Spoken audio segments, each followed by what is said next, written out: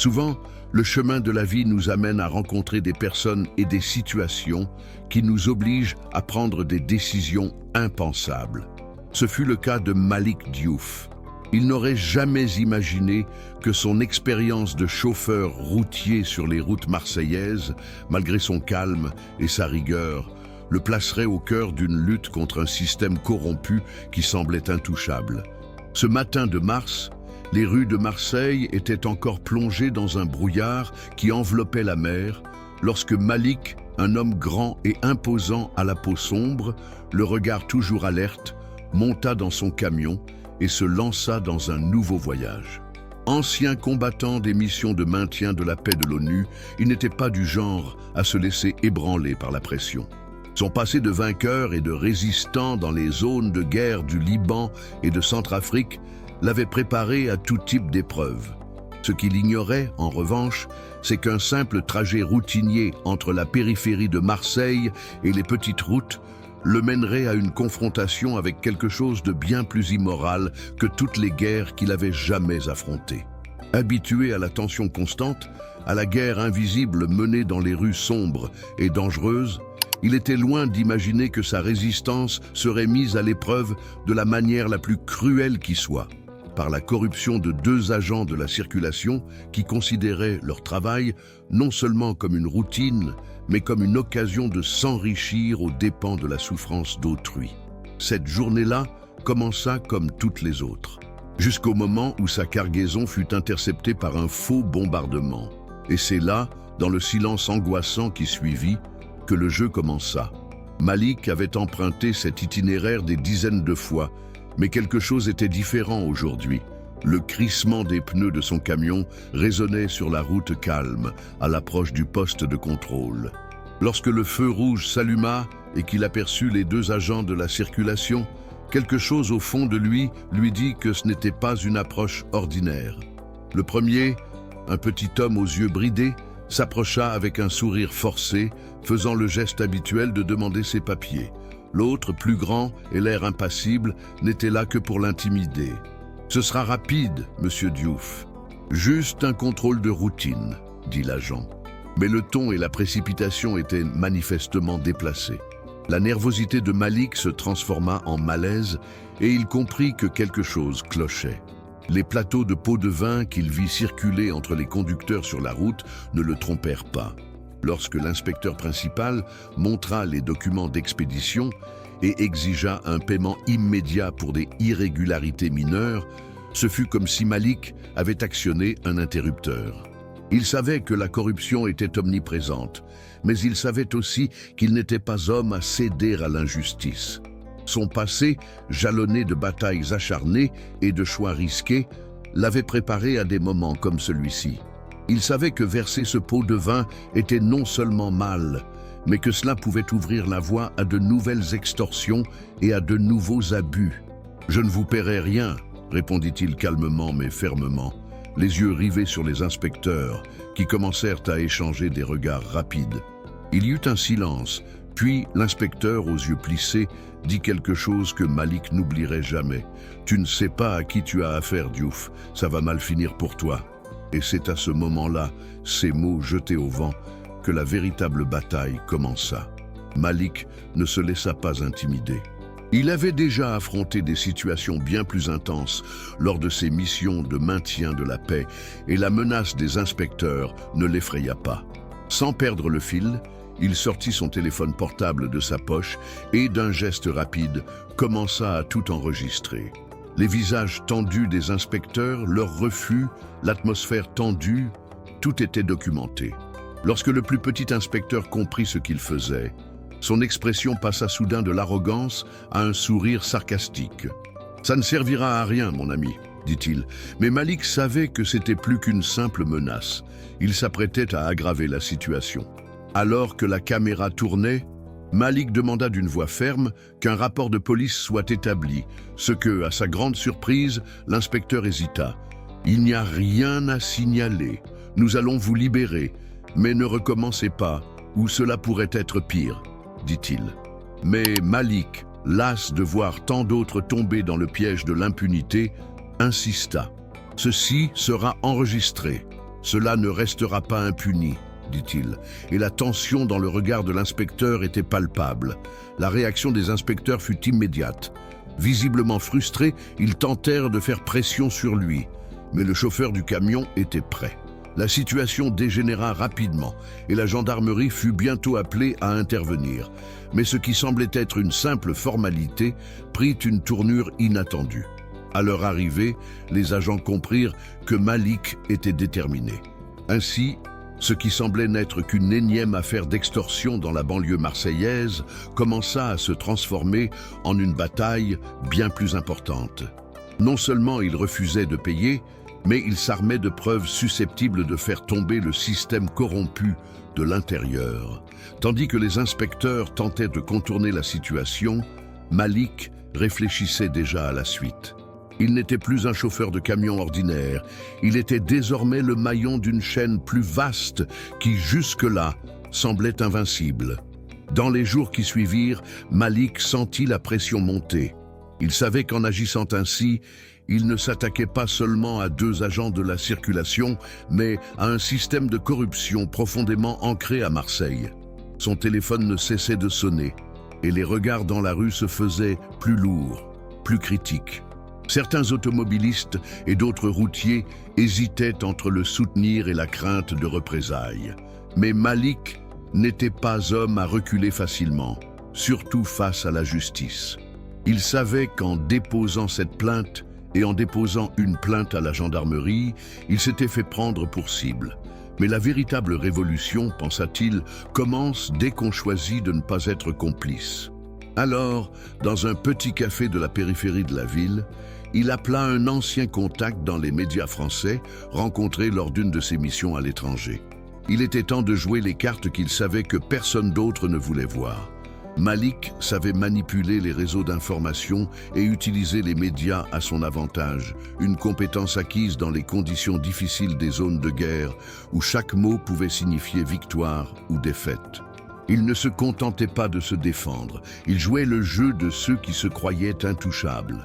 L'histoire des inspecteurs commença à se répandre lentement. Au début, ce n'était qu'un petit reportage sur un incident de la route, sans grande importance. Mais bientôt, avec l'aide des médias, l'affaire prit de l'ampleur. Des rapports commencèrent à paraître et les allégations de corruption parmi la police et les inspecteurs de la circulation commencèrent à prendre de l'ampleur.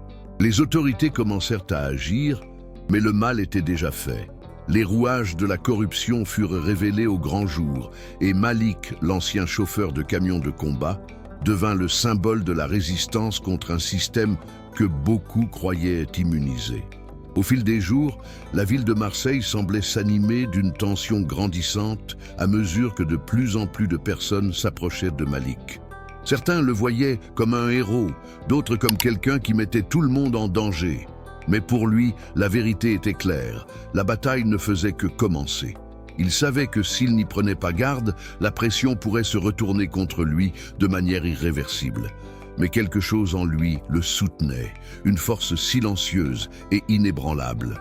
Les menaces s'intensifiaient et à chaque appel qu'il recevait, il ressentait le poids de ce qu'il avait commencé.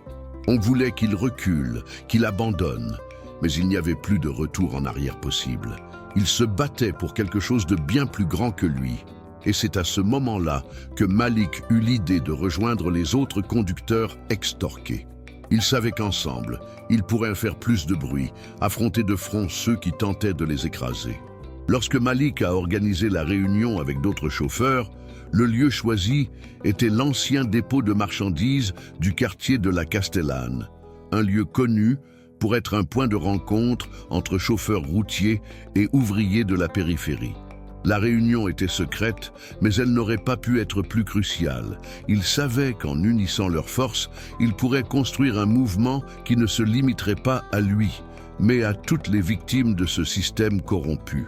Là, au milieu des visages fatigués et des voix tremblantes, il a exposé son plan.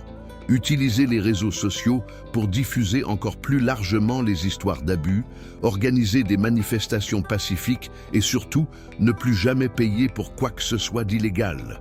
Il ressentait le poids du regard de chacun, mais il sentait aussi la flamme de l'espoir brûler. Ils étaient prêts à se battre. Et Malik savait que leur unité était la seule véritable chance de vaincre ceux qui se croyaient invincibles. Dans les jours qui suivirent, la pression sur Malik s'intensifia. Chacun de ses faits et gestes, chacun de ses pas, semblait surveillé. Mais quelque chose était en train de changer. Le soutien qu'il recevait était de plus en plus évident. Cette petite réunion au dépôt de la Castellane commençait à prendre de l'ampleur. D'autres conducteurs et même des commerçants locaux commencèrent à partager leurs expériences sur les réseaux sociaux et bientôt un hashtag se répandit. Je ne paierai plus. Ce fut le point de départ de quelque chose de bien plus grand qu'il n'aurait pu l'imaginer. Chaque histoire partagée était un cri d'alarme contre la corruption qui gangrénait les rues de Marseille. Les médias, jusque-là peu médiatisés, commencèrent à s'intéresser à l'affaire. L'attention se détourna des agents de la circulation pour se porter sur quelque chose de plus large, un mouvement contre l'injustice que beaucoup, par peur, n'avaient jamais osé dénoncer. C'est à ce moment-là que les choses ont vraiment commencé à changer. Un matin, alors que Malik roulait sur l'autoroute, il reçut un appel inattendu. C'était un journaliste qui suivait l'affaire de loin, mais qui, face à l'ampleur des manifestations et à la montée du mouvement, souhaitait maintenant lui parler en personne. « Tu n'es pas seul, Malik », dit le journaliste d'une voix calme mais pressante. « La situation va dégénérer au-delà de ce que tu peux imaginer. Les autorités le constatent et la pression monte. » Entendre ces mots de la bouche d'un inconnu lui fit sentir que le poids sur ses épaules commençait à s'alléger, ne serait-ce qu'un peu. Le voyage était loin d'être terminé, mais il sentait qu'il avait enfin le contrôle. Le combat ne serait pas facile, mais il savait que le pouvoir de la vérité était quelque chose que personne ne pouvait taire longtemps. Le dénouement fut inattendu. La pression sur les autorités devint si forte que, par un jeudi pluvieux, Malik reçut une visite qu'il n'avait jamais imaginée. Il était chez lui, se reposant après un long voyage, lorsque quelqu'un frappa à sa porte. En ouvrant, il se retrouva nez à nez avec l'un des agents de la circulation qu'il avait croisé quelques semaines plus tôt.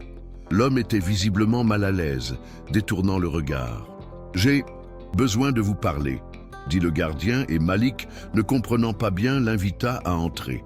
La suite fut inattendue. Le gardien, apparemment plein de remords, avoua que lui et son partenaire avaient subi des pressions d'un vaste réseau de corruption au sein de la gendarmerie. Ils étaient utilisés comme des pions dans un jeu de pouvoir qui les dépassait de loin. Le gardien expliqua qu'il était disposé à coopérer, mais qu'il craignait pour sa sécurité. Malik, toujours méfiant, savait qu'il s'agissait d'un autre élément de ce jeu sale, mais ce qui le surprit le plus fut la révélation que d'autres inspecteurs étaient prêts à se joindre à la cause, disposés à témoigner contre les personnes impliquées. Fort des informations que lui avait fournies l'inspecteur, Malik savait qu'il était temps d'agir. Il était temps de dénoncer le système corrompu soigneusement dissimulé, et il savait qu'il ne pourrait y parvenir seul. Les pièces du puzzle se mettaient en place et il se préparait à passer à l'étape suivante. Grâce à ses relations médiatiques et au soutien de la population, il organisa une manifestation massive. Mais ce ne serait pas n'importe quelle marche. Lui et les autres automobilistes prévoyaient de bloquer plusieurs axes routiers principaux de Marseille, paralysant la circulation afin de forcer les autorités à prêter attention à ce qui avait été ignoré pendant si longtemps. La stratégie était simple mais efficace, montrer à toute la ville que la corruption n'avait plus le contrôle. Et finalement, c'est lors d'un de ces blocages que le véritable changement s'est produit. Le jour du blocus arriva, et Marseille n'avait jamais rien vu de tel. Des dizaines de camions s'alignèrent, bloquant les rues, formant un immense mur dans le centre-ville. Le son des klaxons résonna dans les rues, tandis que les conducteurs, le visage déterminé, bravaient la pluie et le vent. Malik était en première ligne, observant l'action, sentant le poids de la responsabilité sur ses épaules, mais aussi le sentiment d'avoir enfin un impact. Tandis que la police tentait de disperser la foule, la ville entière s'agita à l'annonce que ces travailleurs, si longtemps ignorés, exigeaient désormais le respect. Ce qui semblait être une manifestation isolée se transforma en un mouvement de résistance qui prit le contrôle de Marseille. Les caméras de télévision étaient là, les gens dans la rue commencèrent à s'unir, et soudain, les inspecteurs des impôts corrompus et leurs alliés comprirent que leur jeu avait changé. C'est alors que la gendarmerie locale, sous la pression de la médiatisation croissante et de l'insistance de Malik, finit par céder. L'affaire fut rouverte et, pour la première fois, l'enquête sur la police de la route prit un tour sérieux. En une semaine, les 2 policiers impliqués furent démis de leurs fonctions et une série d'arrestations furent effectuées au sein de la gendarmerie, démontrant que cette corruption profondément enracinée était loin d'être une anomalie isolée. Pour Malik, ce fut un tournant. Il savait que son combat n'était pas terminé, mais le simple fait de voir les autorités rendre des comptes était déjà une victoire sans précédent. La ville de Marseille voyait là quelque chose de nouveau, qui allait sans aucun doute changer à jamais la façon dont les gens percevaient la lutte contre la corruption au quotidien. Ce qui suivit fut inattendu pour Malik. Il devint un symbole de la lutte contre la corruption, non seulement à Marseille, mais dans plusieurs autres villes de France. Son nom commença à résonner dans la rue, et des gens du monde entier l'abordèrent, le remerciant pour son courage face au système. La pression, bien qu'intense et constante, avait désormais un objectif clair. Il n'était pas seul. Des chauffeurs routiers, des ouvriers des banlieues et même des étudiants commencèrent à se réunir pour discuter de la manière dont ils pourraient, ensemble, changer la façon dont les injustices étaient traitées. Mais Malik, au fond de lui, savait que le véritable changement ne viendrait pas d'une manifestation ou d'une action isolée. La véritable transformation résidait dans la façon dont les gens se percevaient et dans le pouvoir qu'ils avaient de faire changer les choses. À mesure que le mouvement prenait de l'ampleur, Malik réalisa qu'il y avait quelque chose de plus profond derrière tout cela. Il ne se contentait pas de lutter contre la corruption, mais contribuait aussi à restaurer la dignité de ceux qui, comme lui, se sentaient impuissants face au système. On commença à l'inviter à prendre la parole, à donner des interviews et à encourager d'autres à se mobiliser. Et malgré les cicatrices physiques et émotionnelles qu'il portait encore de ses missions de paix, Malik comprit que le véritable combat qu'il avait mené ne se déroulait pas dans les rues de la guerre, mais au moment où il refusait de céder à l'extorsion, lorsqu'il s'exprimait contre les puissants. Il avait enfin trouvé la paix véritable. Ce n'était pas celle d'une mission accomplie ou d'une victoire sur un champ de bataille lointain, mais celle d'une conscience tranquille et de la certitude que, quelque part, son courage avait semé les graines de quelque chose de plus grand. Malik n'aurait jamais imaginé que sa vie prendrait un tel tournant. Lui, simple chauffeur routier, un homme qui avait déjà vécu tant de combats à l'étranger, se retrouvait désormais membre d'un mouvement qui transformait la perception de la justice et de la corruption. L'impact qu'il avait eu à Marseille se répercutait bien au-delà des rues et des ports de la ville. Au fond de lui, il savait qu'il restait encore beaucoup à faire, que la lutte contre la corruption était une guerre constante et silencieuse, mais il savait aussi qu'en faisant ce premier pas, il avait montré à des milliers d'autres que la résistance était possible, et que cette résistance avait le pouvoir de transformer les réalités. À chaque histoire de dépassement qui émergeait, à chaque nouvel acte de courage, il ressentait un lien avec quelque chose de plus grand, une force qui transcende la douleur, la peur et l'injustice. Ce que Malik n'avait jamais imaginé, c'est que son plus grand accomplissement ne serait pas seulement la chute de quelques collecteurs d'impôts corrompus, mais aussi la façon dont il aurait réécrit sa propre histoire.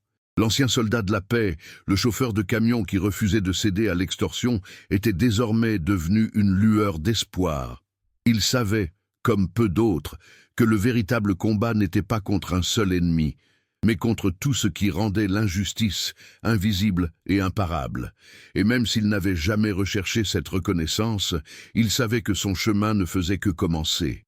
Mais plus que jamais, il était convaincu, le véritable changement commence par un acte de courage. Et si cette histoire t'a touché, n'oublie pas de liker la vidéo. Dis-moi en commentaire ce que tu as ressenti. Je lis tout, vraiment. abonne-toi à la chaîne pour ne pas manquer les prochaines histoires. Et surtout, partage cette vidéo avec quelqu'un qui en a besoin aujourd'hui.